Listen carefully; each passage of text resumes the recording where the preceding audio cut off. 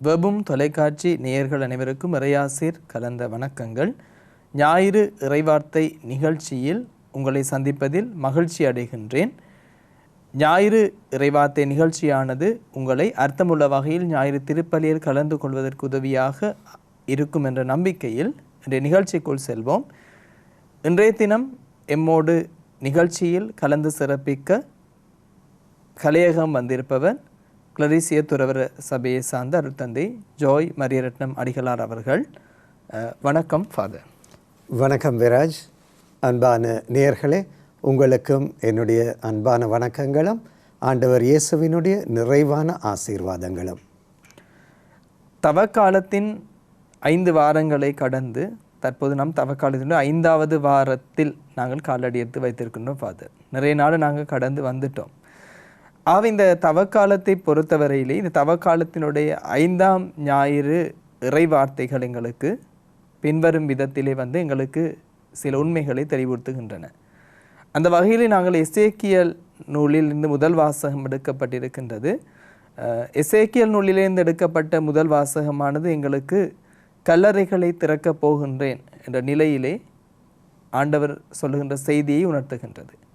அதே போல தூய பவுலடியார் ரோமியருக்கு எழுதிய திருமுகம் 8வது அதிகாரத்திலே ஆவிக்குரிய இயல்பு ஊனியல்பு என்பவற்றை கதைத்து அடுத்தபடியாக கிறிஸ்துவுக்குள் உயிர்த்தெழுதல் என்று சொல்லுகின்ற விடயத்தை உணர்த்துகின்றார். அதே போல இன்றைய நற்செய்தி யோவான் நற்செய்தி எடுக்கப்பட்ட மிக நீண்டதொரு நற்செய்தி பகுதியாக அமைகின்றது. அதில் எங்களுக்கு இந்த உயிர்த்தெழுதல் என்று சொல்வதற்கு லாசரினுடைய உயிர்த்தெழுதல் பற்றிய சம்பவம் எடுத்துக்காட்டப்படுகின்றது. ஆகவே ஃபாதர், இந்த லாசரை உயிர்த்தெழுதல் இல்லாட்டி லாசரை உயிர்ப்பித்தல் என்ற செய்தி தான் இன்றைய நற்செய்தியினுடைய இந்த இறைவார்த்தையினுடைய மையமாக இருக்கின்றது நான் நினைக்கின்றேன். இந்த கதையை கொஞ்சம் எங்களுக்கு பார்த்தா எப்படி ஃபாதர் இந்த லாசரை உயிர்த்தெழ செய்தல் என்ற அந்த செய்தி, அந்த நிகழ்வு எப்படி எங்களுக்கு? ராஜ், நீங்கள் சொன்ன மாதிரி இன்றைய 3 இறைவார்த்தை பகுதிகளும் உயிர்ப்பை பற்றி பேசுகின்றது. நான் எப்படி இந்த இறைவார்த்தைகளை பார்க்கின்றேன் என்று சொன்னால், மரணம் ஒரு முடிவு அல்ல. மரணத்தின் பின்னாலும் ஏதோ அர்த்தமுள்ளது ஒன்று இருக்கின்றது. அதை ஆண்டவர் இயேசு தெளிவுபடுத்துகின்றார். அடுத்தது, ஆண்டவர் மரணத்தை விட வலிமை வாய்ந்தவர். ஆண்டவருடைய வார்த்தைகளை பாருங்களேன். எசேக்கியேல்ல நான் செய்வன் அப்படித்தான் இருக்குது. ஒரு அதிகார துணி இருக்குது.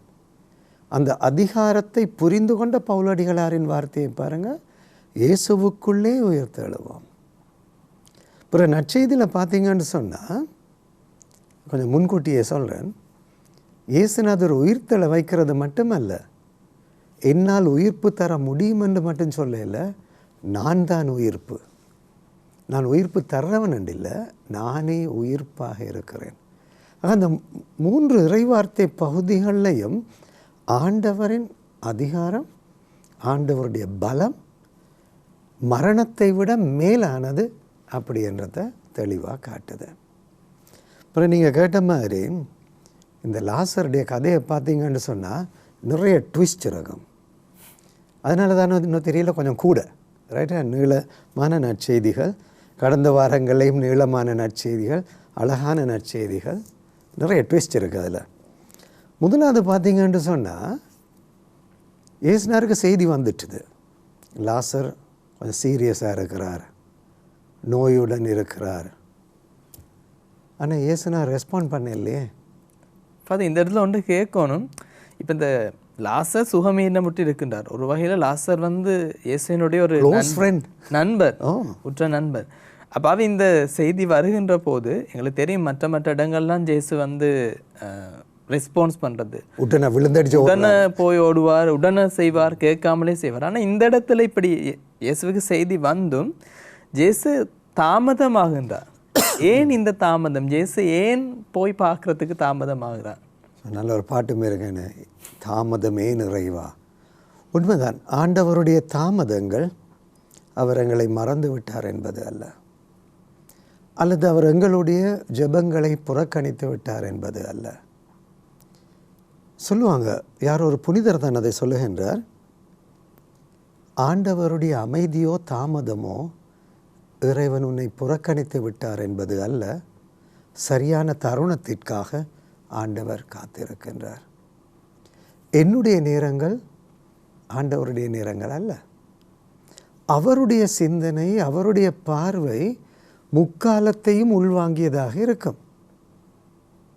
ஆனால் என்னுடைய பார்வை நிகழ்காலத்தை மட்டும் நினைத்ததாக இருக்கும். என்னுடைய பார்வைக்குள்ள எல்லாமே முடங்கி போய் தான் கிடக்கும். ஆனால் ஆண்டவருடைய பார்வையில் எல்லாமே பறந்து போயிருக்கும். இந்த தெளிவை ஆண்டவர் முதல்லே சொல்ல விரும்புகிறார். நான் வேண்டுமென்று காலம் தாழ்த்தவில்லை, காரணம் உண்டு. நீங்கள் பார்த்தீங்கன்னு சொன்னால் அவர் சொல்லுவார், இது எங்கே போய் முடியும்? இறை மகிமை வெளிப்படுவதிலே போய் முடியும். நல்லது தான் நடக்கும். இறை தாமதங்கள் எப்பொழுதுமே நன்மைக்காகத்தான் என்பதை தெளிவில் வைத்திருக்கணும். இன்னொன்று இன்ட்ரெஸ்டிங்கானது என்னென்று சொன்னால், இப்போ இயேசுநாதர் வர்றார், கிட்டத்தட்ட 4 நாள் கழித்து வர்றார். வளமையில் பொம்பளையில் ரியாக்ஷன்ஸ் எப்படி இருக்கும்? பட் மோசமெல்லாம் இருக்கும். 4 நாள் கழித்து வந்துட்டீங்க. நிச்சயமாக மார்த்தா சொல்லியிருப்பா, நீங்கள் எல்லாம் ஒரு ஃப்ரெண்ட், உங்களை போய் நம்பினானே, என்னுடைய அண்ணனுக்கும் ஃப்ரெண்டுன்றீங்க, எங்களுக்கும் ஃப்ரெண்டுன்றீங்க, ஒரு அவசரத்தில் இருக்கைகளை நீங்கள் வர இல்லையே அப்படின்னு கத்தி இருக்கணும். அந்த இறை வார்த்தையில் கொஞ்சம் கற்பனையோடு வாசித்து பாருங்க, ரொம்ப நல்ல விஷயங்கள் இருக்கும். அவள் சொல்லுவா, ஆண்டவரே லேட்டாக வந்துட்டீரே, நீர் இருந்திருந்தால் என் அண்ணன் சேர்த்திருக்க மாட்டான். சரி பரவாயில்ல, ஆனால் நீர் இப்போ கேட்டால் கூட நீர் கேட்குறதையெல்லாம் கடவுள் தருவார்ன்றது எனக்கு தெரியும். பாருங்கள், இந்த நேரத்திலையும் கூட கோபம் இருந்திருக்கலாம். கோபம் இல்லை என்றால் அது ஆர்டிஃபிஷியல், செயற்கை. அந்த கோபத்தின் மத்தியிலும் நம்பிக்கை இருக்கு. அந்த கோபத்தின் மத்தியில் ஒரு எதிர்பார்ப்பும் இருக்கு. அந்த கோபத்தின் மத்தியில் ஒரு திருப்தி இருக்குது, ஆண்டவர் வந்துட்டார் அப்படின்ற திருப்தி இருக்குது. நான் சும்மா கற்பனை செஞ்சு பார்க்குறேன். இது ஒரு கற்பனை தான், என்னுடைய ஆன்மீகத்தின் கற்பனை. எல்லாத்தையும் இழந்துட்டாங்க, கோபம் இருந்திருக்கும், எதிர்பார்ப்பும் விசுவாசமும் ரொம்ப அதிகமாக இருக்குதுண்டா ஏதோ நல்லது நடக்கும் அப்படின்ற ஒரு சின்ன ஏதோ ஒரு தூண்டுதல் அல்லது துடிப்பொண்டு அவனோட மனசுக்குள்ளே இருந்திருக்கும். ஆக இந்த சூழ்நிலையிலும் அவள் நம்பிக்கை இழக்காமல் இருக்கின்றாள். இந்த தாமதம் இருந்தாலும் அவளில் இருந்த அந்த மனநிலை எங்கள் ஒவ்வொருவரிலும் இருக்க வேண்டும் என்று மார்த்தா சொல்கிறாள். கிட்டத்தட்ட மரியாளும் இதே வார்த்தைகளை தான் பயன்படுத்துவாள். அவள் ஓடி வந்திருக்க மாட்டாள் இயேசுநாதரை பார்க்க. கிட்டத்தட்ட ஒரு இன்ட்ரோவர்ட்ன்னு வச்சுங்களேன், ரைட்? அவள் வீட்டில் இருந்துட்டா. ஆனாலும் அவளுடைய மனநிலையும் கூட அப்படித்தான் இருந்தது. இறைவனில் ஒரு சின்ன கோபம், நான் கேட்டேன் தானே, நீர் தரையில்லையே. ஆனால் ஆண்டவர் அதை தீர்த்து வைக்கின்ற பொழுது என் எதிர்பார்ப்புக்கு மேலாக ஆண்டவர் தீர்த்து வைப்பார். வீராஜ், நீங்கள் நம்புறீங்களோ இல்லையோ, என்னுடைய வாழ்க்கையில் நான் பல தடவைகளில் இந்த உண்மையை அனுபவிச்சிட்டேன். இப்போ ரீசெண்டாக கூட கட்டடியில் கூட ஒரு முக்கியமான ஒரு விஷயத்துக்காக கிட்டத்தட்ட 8 வருஷம், ஒரு நாள் இல்லை 2 நாள் இல்லை 8 வருஷம் நான் கெஞ்சி கேட்டிருக்கிறேன், கிடைக்கல. ஆனால் இப்போ கிடைச்சிது, இந்த வருஷம் கிடைச்சது. அது கிடைக்கல. உண்மையிலே அந்த கிஃப்டை இன்றைக்கு நான் கூடுதலாக அனுபவிக்கிறேன். அந்த நேரம் கிடைச்சிருந்தா கிடைச்சது அவ்வளோதான், அதோட முடிச்சு போயிருக்கும். இத்தனை ஆண்டுகள் காத்திருந்து அது கிடைக்கின்ற பொழுது ஒருவேளை ஆண்டவர் வேண்டுமென்றே நான் கேட்பதன் உண்மை நிலையை எனக்கு புரிய வைக்கிறதுக்காக அப்படி செஞ்சாரோ தெரியல. இறைவன் எதற்காவது தாமதிக்கின்றார் என்றால், என்னை காக்க வைக்கின்றார் என்றால், ஏதோ ஒரு பெரிய நன்மையை, ஒரு ஆச்சரியத்தை உருவாக்குவதற்காக காத்திருக்கின்றார் என்பது பொருள். பிறகு பாருங்க இங்கே வந்துட்டாங்க. வந்த பிறகு இயேசுனார் நான் முதல்ல சொன்னேன் தானே, அவன் உயிர்த்தெழுவானம்மா அப்படின்னு சொல்லுவார். இவன் உடனே சொல்கிறான், ஆமாண்டவரே, இந்த பொதுவான ஒரு விசுவாசம் அவளுக்குள்ள இருக்குது. ஆமாண்டவரே, கடைசி நாளில் என் அண்ணன் உயிர்த்தெழுவான், நான் நம்புகிறேன். அப்போ தான் இயேசுனார் சொல்லுவார், உயிர்ப்பும் உயிரும் நான் தான். இப்போ இந்த இடத்துல ஆண்டவர் இயேசு சொல்ல விரும்புகிறது என்னென்னா, உயிர் கொடுக்கின்றவன் மட்டுமல்ல, உயிரே நான் தான். வார்த்தை ஒரு வித்தியாசம் இருக்கு இல்லையா? உயிர்ப்பை தருகின்றவன் மட்டுமல்ல, உயிராக இருக்கின்றவனும் நான் தான். இப்போ நான் அதை தான் தரப்போகிறேன். இவங்க இயேசுநாதர் வந்துட்டார். வந்த உடனே என்ன செஞ்சார் இயேசுநாதர்? வந்து இயேசுநாதர், நான் அதையும் கேட்கத்தான் பார்த்து இருந்தேன். இப்போ இயேசுநாதர் வாரார், இயேசுக்கு தெரியும் கடவுளுடைய மாட்சி வெளிப்பட போகின்றதும் தெரியும். அப்போ அது இப்படி இருக்கிற நேரத்தில் ஜேசு வந்துட்டு இயேசு இந்த இடத்துல ஏன் அழுகிறார் ஃபாதர்? நடிக்கிறார் நினைக்கிறீரா? இப்போ ஜேசுக்கு அழ வேண்டிய ஒரு ஜேசு அழுகிறாருன்னு சொன்னால், இப்போ இயேசுக்கு தெரியும் கடவுளுடைய மாட்சி வெளிப்பட போகுதுன்னு தெரியும். அப்போ இந்த இடத்துல இயேசு இந்த அழுதல் என்று சொல்கிறது இந்த நற்செய்தியாளர், இல்லாட்டி இந்த நற்செய்தியில் ஏன் இந்த அழுதல், இயேசு அழுதார் என்ற அந்த வசனம்? நான் இந்த கேள்வியை நானும் கேட்டு பார்த்தேன். ரைட்டா? நான் தேடி தேடி பார்த்ததில் எனக்கு ஒரு சில பதில்கள் கிடைச்சது. அந்த பதில்களை பாடமாக்கி வச்சாலே நல்லா போல் எனக்கு இருந்துச்சு. இயேசுநாதர் இப்போ வந்துட்டார். இயேசுநாதர் வந்தோடனே இப்போ லாசரை உயிர்ப்பிக்க போகிறது அவருக்கு தெரியும், மற்றவங்களுக்கு தெரியாது. ஆனாலும் இயேசுநாதர் அழுகின்றார். நிறைய விஷயங்கள் என்னை பொறுத்தவரையில் 5 விடயங்களை நாங்கள் பார்க்கலாம். முதலாவது, ஆண்டவர் இயேசு உணர்வுள்ள ஒரு கடவுள். God who feels. மற்ற கடவுள்களை பாருங்களேன், உணர்வுள்ள கடவுளாக சித்தரிக்க மாட்டாங்க. உணர்வுள்ள கடவுளாக காட்டிட்டா ஒரு பலவீனன் மாதிரி போயிடும். அப்படி இல்லை. இந்த ஆண்டவர் உணர்வு பூர்வமான ஒரு கடவுள். மனிதருடைய உணர்வுகளுடன் நெருங்கி இருக்கின்ற ஒரு மனிதன், மற்றவருடைய உணர்வுகளில் பங்கேற்கின்றவர். இப்போ இங்கே வந்த நேரத்தில் அவர் பார்க்குறார், மார்த்தாளும் மரியாளும் சரியாக கவலைப்படுறாங்க. அப்போ அவர்களுடைய கவலையில் இயேசுநாதர் பங்கு கொள்ளுறார். இது ஆர்டிஃபிஷியல் இல்லை, நேச்சுரல், செயற்கை இல்லை, நடிப்பு இல்லை, இது இயற்கையானது. சிலர் சொல்லுவார், ஆண்டவர் இயேசு தேம்பி தேம்பி அழுதிருப்பார். என்னை உங்களோட அழுகையை பார்த்தோன்னு அவரால் ஏற்றுக்கொள்ள முடியலை.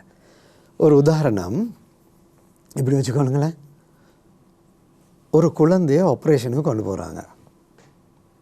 அப்பாவும் அம்மாவும் நல்ல ஸ்பெஷலிஸ்ட் டாக்டரை தேடி பிடிச்சாச்சு.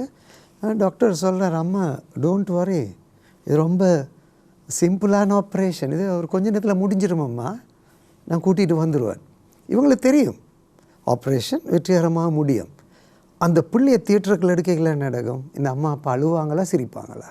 கட்டாயமாக ஒரு அழுதல், ஒரு அழுகை வரும். அது என்னென்று சொன்னால், இந்த பிள்ளையினுடைய வேதனையுடன் அவர்கள் ஒன்று சேர்றாங்க. ஆக இந்த கடவுள் மனித வேதனைகளை பார்த்து கொண்டு பேசாமல் இருக்கிறவர் அல்ல, ஹி பார்ட்டிசிபேட்ஸ், பங்கேற்கின்றார். இது முதலாவது. இரண்டாவது, யோவான் நற்செய்தியினுடைய ஒரு ஸ்பெஷாலிட்டி, தனித்துவம் என்னென்னா, இயேசு 100% மனிதன், 100% கடவுள். அந்த சூழ்நிலையில் தான் யோவான் நற்செய்தி எழுதப்பட்டது. ஆக இங்கே யோவான் நற்செய்தியால் தெளிவாக சொல்ல விரும்புகின்றார், ஆண்டவர் இயேசுவுக்குள் மனித உணர்வுகள் இருக்கு. அப்போ அந்த மனித உணர்வுகளின் வெளிப்பாடு இது ரொம்ப அழகாக எங்கே வரும் தெரியுமா? எபிரேயர் திருமுகத்தில் தலைமை குருவை பற்றி பேசிக்கல அவர் சொல்லுவார், இவர் தான் எங்கள் சார்பாக உண்மையாகவே கடவுள் முன்னிலையில் நிற்கக்கூடிய பிரதிநிதி. ஏனென்றால் 100% அவர் மனிதன், 100% மனித உணர்வுகளுடன் கலந்து போயிருக்கின்றவர். ஆக ஆண்டவர் இயேசு மனித அவதாரம் எடுத்தது உண்மை. அவர் மனிதனாக இருக்கின்றார். மூன்றாவது, இயேசுநாதருடைய அழுக நான் லேட்டாக போயிட்டேனே என்பது அல்ல. லாசர் இறந்ததை நினைத்து அவர் அழுகின்றார். ஏனென்றால் லாசரை உண்மையிலே அவர் அன்பு செஞ்சார். அவனுக்கு இப்படி நடந்துட்டுது, நான் காப்பாற்றுவேன் தான். இப்போ நீர் அடிபட்டு விழுகிறீர், சரி உண்மை நான் தூக்கி விடுவேன், என்னத்துக்கு நான் கவலைப்படணும்? உங்களை ஒரு அக்கறை இருக்குது, ஒரு அன்பு இருக்குது. அப்போ என்ன அறியாமலே என்னுடைய உணர்வு துடிக்க ஆரம்பிக்கும். சொல்லுவாங்க தானே, தான் ஆடாவிட்டாலும் சதை ஆடிரும்னு சொல்லுவாங்க இல்லையா? அது மாதிரி தான். இட் இஸ் குவைட் நேச்சுரல், இயற்கை. ஏசுநாதர் துடிச்சு போயிட்டார். அவருக்கு அந்த நினைப்பு இருக்க இல்லை, நான் இனி புதுமை செய்யத்தானே போகிறேன், நான் லேட்டாக வந்திருக்கலாமே, அதெல்லாம் நினைவு வர இல்லை. அந்த நேரத்தில் அந்த அன்பு அவரை அழ வைக்குது. அந்த ஒருத்தன் சொல்லுவார், மறந்துட்டு யார் அது சொன்னேன், நேற்று வச்சுருந்தேன், நான் இப்போ உடனடியாக வருது இல்லை. ஆண்டவர் வல்லமை உள்ளவர், அதை விட அவர் அன்பு உள்ளவர். அதான் இங்கே வெளிப்படுது. ஆண்டவர் உண்மையாகவே லாசரை அன்பு செய்கின்றார். ஒரு இறையியல் அறிஞர் இப்படி சொல்கிறார், ஒரு பிப்ளிக்கல் கமெண்ட்ரியில் தான் இருக்கும். இயேசுநாதர் இப்போ அழுதார் இல்லையா? எதை பார்த்து அழுதார்? லாசரின் மரணத்தை பார்த்து அழுதார். மரணம் என்பது எதனுடைய சம்பாவனை? பாவத்தின் சம்பாவனை. அப்போ இவருக்கு இந்த மரணத்தை பார்க்கல, விராஜ் நாளைக்கு உங்கள் மரண நினைப்பு வருது, என்னுடைய மரண நினைப்பு வருது. இயேசுநாதருக்கு அட எத்தனை பேர் சாக போகிறாங்க, எத்தனை பேர் இந்த பாவத்தின் சம்பாவனையை அனுபவிக்க போகின்றார்கள். அதை நினைத்து பார்த்து ஆண்டவர் இயேசு அழுகின்றார். கடைசியாக ஒரு நல்ல ஒரு விளக்கம் ஒன்று எனக்கு கிடைச்சது. ஒரு ஆங்கில அறிஞர் இப்படி சொல்லுகின்றார், faith cannot control emotions. விசுவாசம் என் உணர்வுகளை அடக்கி வைக்க முடியாது. எனக்கு விசுவாசம் இருக்குது, கடவுள் எனக்கு எல்லாம் செய்வார். துன்பம் வருகின்ற பொழுது அழுவது அவிசுவாசத்தின் அடையாளம் கிடையாது, அது என்னுடைய வேதனையின் வெளிப்பாடு. இயேசுநாதர் ஜெருசலேமை பார்த்து அழுதார், அது பலவீனத்தின் அடையாளம் இல்லை. என்னன்னு சொன்னால், விசுவாசம் இருக்கு என்பதற்காக நான் உணர்வற்றவனாக இருக்க வேண்டும் என்பது அல்ல. கண்ணீர் அவிசுவாசத்தின் அடையாளம் இல்லை.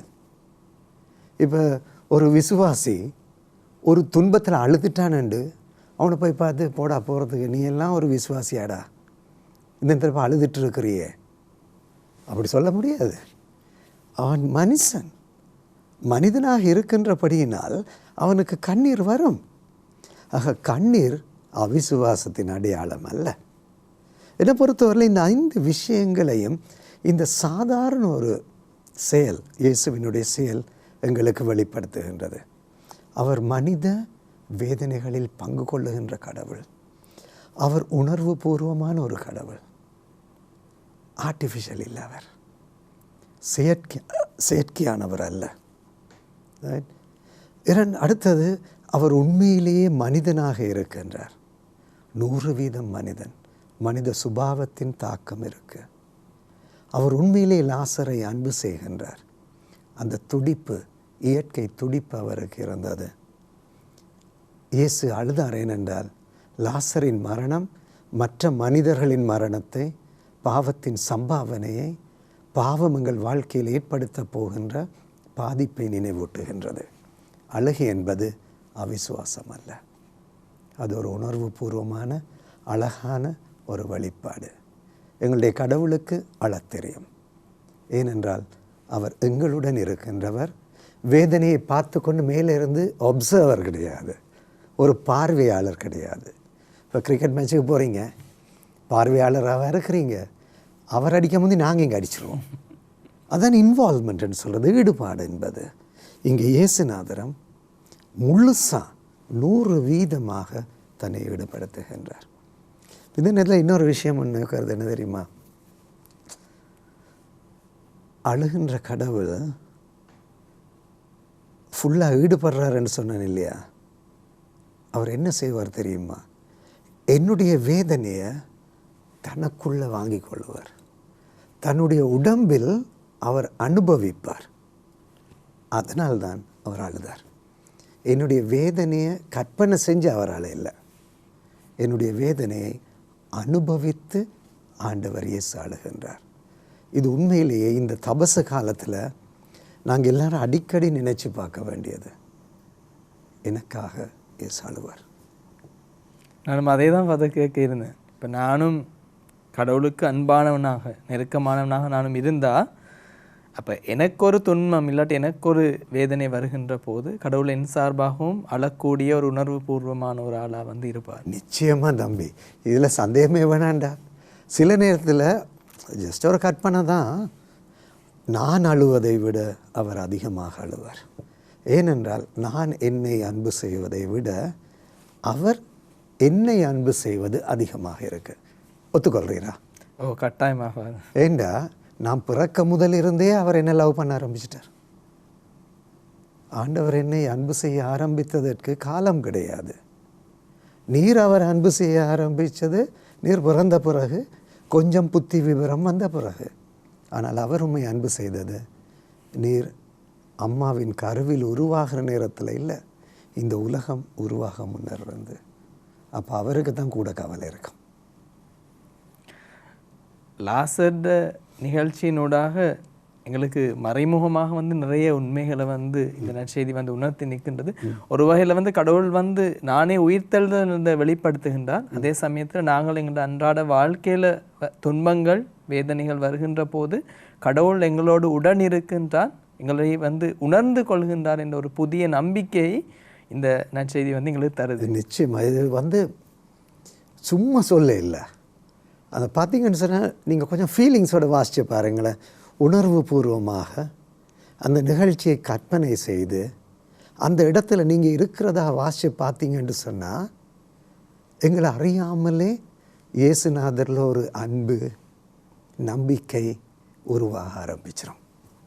பொதுவாகவே எங்களுக்குள்ளே இருக்கின்ற பொதுவாக நாங்கள் பார்த்தா எங்களுடைய வேதனைகள் இல்லாட்டி எங்களுக்கு வருகின்ற சவால்களின் போது எங்களுக்கு இருக்கின்ற மிகப்பெரிய ஒரு கேள்வி ஒன்று வந்து, ஏன் கடவுள் எங்களுடைய வேதனையின் மத்தியில் காலம் தாழ்த்துறார்? ரெண்டாவது கேள்வி, கடவுள் வந்து என்ன அன்பு செய்கிறாரா, இந்த வேதனை வந்து உணர்றாரா? ஆனால் இந்த இடத்துல அதுக்கான தெளிவான ஒரு பதிலை வந்து இயேசு இந்த சம்பவத்தின் மூலமாக எங்களுக்கு எடுத்து காட்டுகின்றார். இன்னொரு விஷயம் என்ன முடிக்கிறதுக்கு முதல்ல, தமிழில் ஒரு பிரபல்யமான ஒரு வார்த்தை பிரயோகம் இருக்கின்றது, அன்புள்ளவர்கள் அழுவார்கள். நீங்கள் கேள்விப்பட்டீங்களோ தெரியல.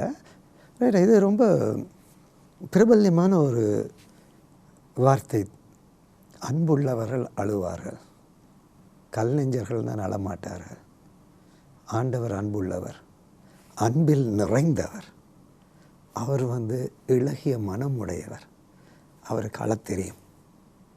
கடவுள் கல் நெஞ்சராக இருக்க மாட்டார். ஆங்கிலத்தில் சொல்லுவார்கள், God cried, it does not mean he did not have power. அவர் பலம் இல்லாதவர் என்கின்றபடியினால் அழவில்லை, ஆனால் he was full of love, அதனால் அழுதார்.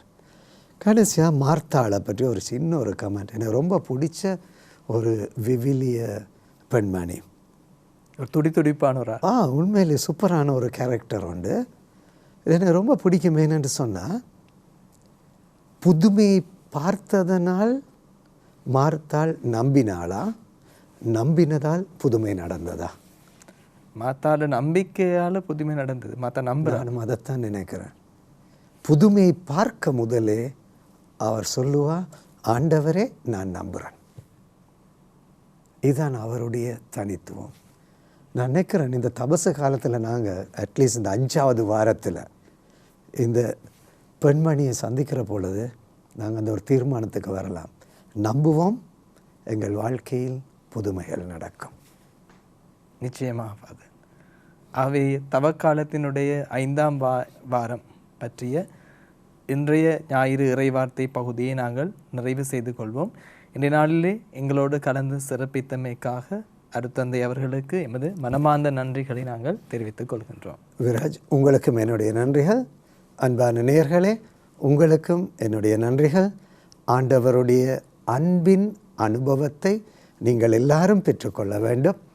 எனக்காக உங்களுக்காக எங்கள் வேதனையை புரிந்து கொண்டு அழுகின்ற ஆண்டவரை நாங்கள் எல்லாம் இந்த நாட்களில் சந்திக்க வேண்டும் என்று உங்களை மனதார வாழ்த்துகின்றேன்.